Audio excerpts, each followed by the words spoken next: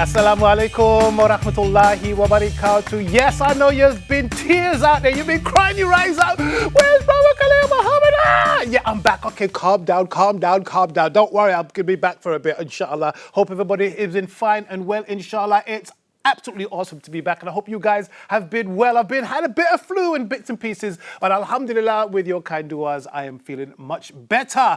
And of course, today we have some amazing guests, and our first guest is not only here as a retired civil servant and a passionate artist from London, she's also in the studio and she's beautified our entire set. She discovered her love for art in childhood amidst a large family with a background in fine art and textile designs. She has worked as a design colorist for Marks and Spencer. Ooh.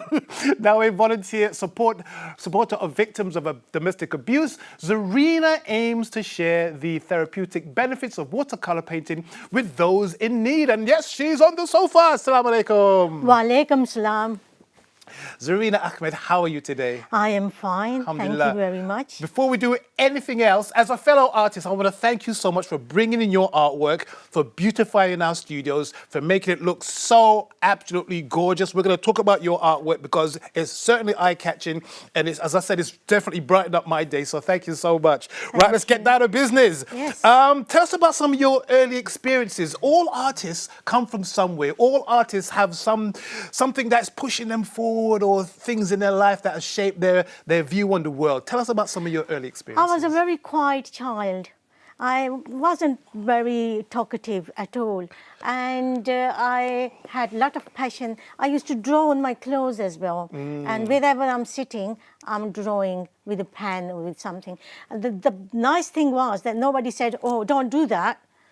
You just, using the clothes that you're wearing, painting as around. your canvas. Yeah, nobody ever said that. Well, even if I'm sitting on a dinner table or somewhere, I would start drawing things like that. And early schooling, I suppose I wasn't academic, but I was very good with art. One of my painting came on, there was many, I'm talking about in 1964, I came in this country, 65, 67, sometime, there used to be Apna Hi Ghar Samjhiyo, TV, BBC One, and one of my paintings was on it. And from there on, my father was very much keen in this sort of work, and he sort of gave me that encouragement to carry on. So after leaving school, then I sort of picked up things, and I went to Sir John Cass, and I did a lot of bits and pieces of art and design and plants and still life. And I realized I'm good with this textile designing. So there I started. I went to Croydon College, and I did my 3-4 years there, textile designing. So did you springboard directly from there into Marks and Spencer? How did that come around? Once I finished college, and I was looking for the job, and I went all around wherever I knew of. But I was told that mostly textile designing is done in Bradford and Yorkshire and those places. But being a girl, my parents wouldn't, and I would dare going in that time. Okay. Anywhere. Being a girl, it was a different situation. And then Marks and Spencer, I actually went myself, and they were doing a lot of interviews with a lot of girls, and they wanted to look at my work. So I took my work with me, college work, portfolio, and they gave me the chance. And then one day, I asked them why they kept me and the others, not them. And they said the only reason for having you is because you have a sense of color. So color sense was the one that got me to where I was. So it's just raw talent. That's exactly. what it boils down to, raw talent. So that was the main thing that happened. And I got into Marks and Spencer, and I was doing all sorts of things, designing their dresses, gowns, shoes, night shoes. They used to housewear shoes, and each time whatever I did, it would pass through. Yes. It never came back to say, It oh, was never this never wasn't rejected. good. So Yeah. basically, thousands of people potentially were wearing Well, your yes, floral patterns that's as right. part of their clothes and Exactly. whatnot. That's And I was amazing. quite pleased. I used to see, walking by or going in a Oh. store and see that. And it was lovely. MashaAllah. And of course, one of the some of the work we have here as well. This is different mediums. You have acrylics, but you also have focused on watercolor. Why is Exactly. watercolor quite useful for creating floral designs? With watercolors, you usually do still life, plants, flowers, put them on the table and do a piece of, like, for example, I would be able to do quite a bit of designs from this piece of print that I've got. Which one is this? This one, watercolor. This one? Yeah, that would repeat. Yes. That would repeat, and it would make, you can make for dresses, you can do for saris, you can do for, but I'm wearing, you can do so many things. Yes. And that is part of the especially textile designing has a lot of floral work.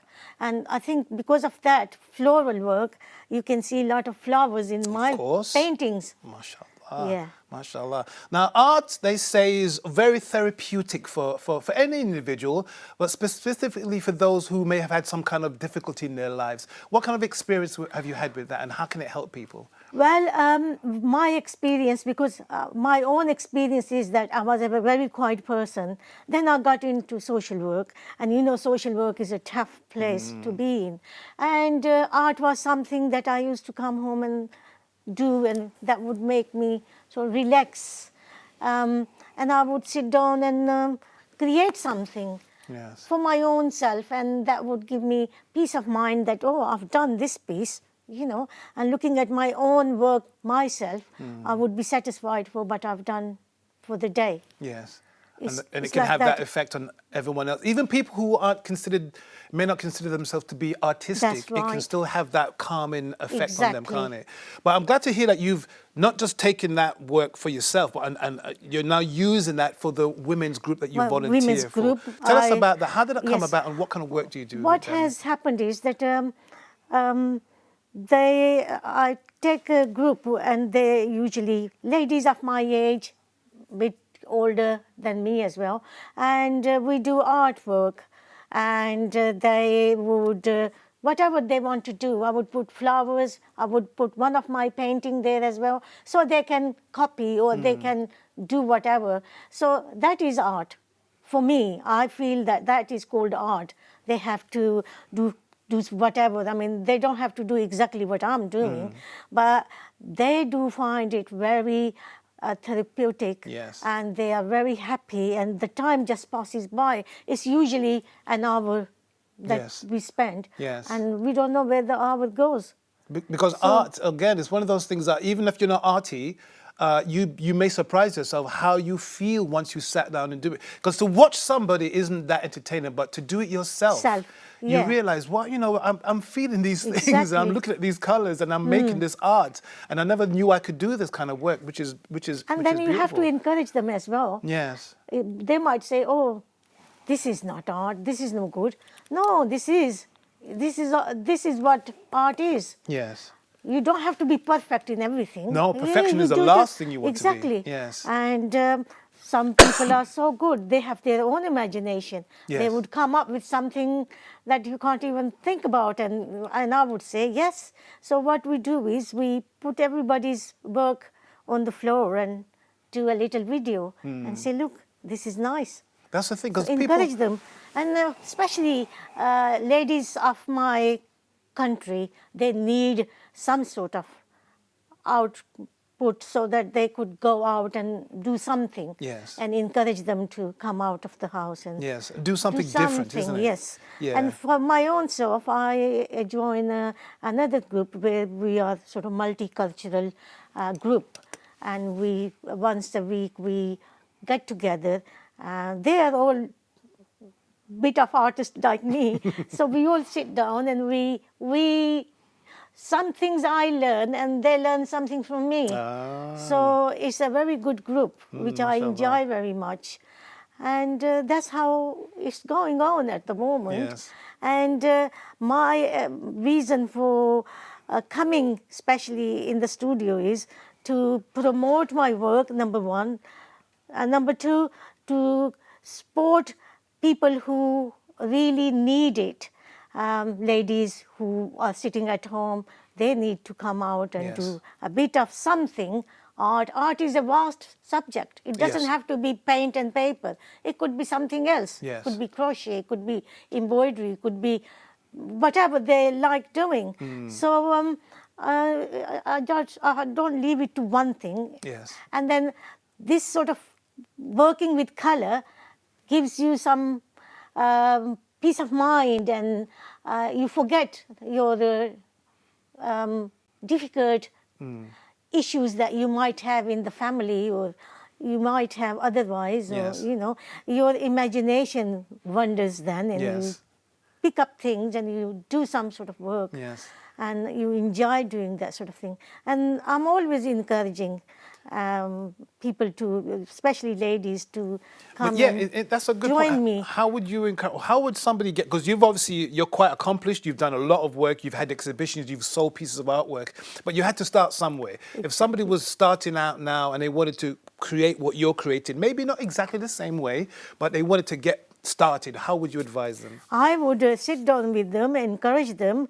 Number one, start with watercolors, slowly build up. Everything takes time. You know, you don't do things at once. It takes time. So slowly and steadily, once they understand how this art is and how these colors are mixed and how these are used, I can assure you, each one of those people can do art.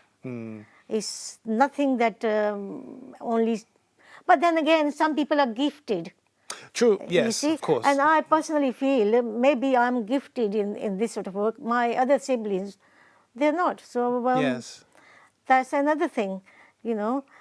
I'm just one of them that got into art, and art is... Yet I've been in social work for so many years, but art is the passion. It's the same that with I me. have. Nobody in my family. My brother was designer for a while, but my other brothers, they don't do anything like what I do, TV or artwork at all. So for whatever reason, Allah just chose us to be the arty person in the family. That's right. So we want to know, because you're here to promote your work, we want people to be flooding your social medias with Exactly. interests and inquiries. Where can we find you on social media? You will be able to see me on Instagram, and you will see me on TikTok and Facebook at the moment. But I'm hoping to improve myself further so that people can see on other places as well. Yes. So at the moment, I'm on that stage. So just remind us, what's the name of the Facebook and the TikTok? What is it called? Zarina Ahmed, Z Ahmed 9010 9010 at gmail.com. at gmail.com. And that is the Instagram. Yeah. Well, we can find you on Instagram Yeah. as well. I Zarina want to just Ahmed. talk about, we talked about this off air. Yeah. And because this caught my eye, because it's unusual. It's not your typical Yeah. landscape scenery where you'd normally see Yeah. green meadows, blue skies, etc. This is almost a reverse image of what you'd expect. What inspired this, and why have you decided to do it in this way? I think it was snowing that day, and I had this acrylic board.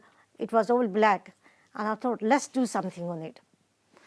So I came up with this sort of thing. So this wasn't an Imagination. image. It wasn't it wasn't like from a painting or from No, a real life no, setting. no. It was This is purely from my your own. mind. Yes, yes. MashaAllah. And So- do you have a name for this piece of art? Winter painting, that's all. MashaAllah. Again, I think why it's important to have you on the show as well, because go back to something you said earlier on, that people seem to think that your artwork has to be perfect. Yeah. And it doesn't have to be perfect. No. And perfection is the last thing you actually want. Exactly. You want what's inside of us as human beings. That's and right. what's inside as human being is not perfect. You know, you're just expressing yourself. This is it. I personally feel I do express myself in these paintings. Yes. Which of these is your favorite? They're Is that a all tough my question? So that's favorite. asking which is your favorite child. isn't No, it? exactly. Still, They're all lovely.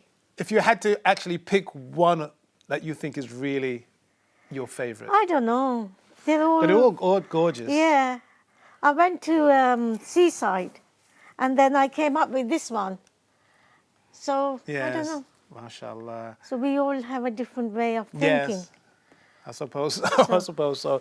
Zarina, we want to thank you so much. Everybody at home, make sure you go to her Instagram page right this minute. Don't delay. Don't think about it. Just go there right now, inshallah, and like, share, and make sure you drop comment on all of her fantastic artwork. Again, young, old, between, middle, That's whatever the case is, all our artists need to be appreciated. They need to be patronized. They need to have the support of the community behind them. And I know sometimes you think artwork, no, it's not a big deal, but it's very important.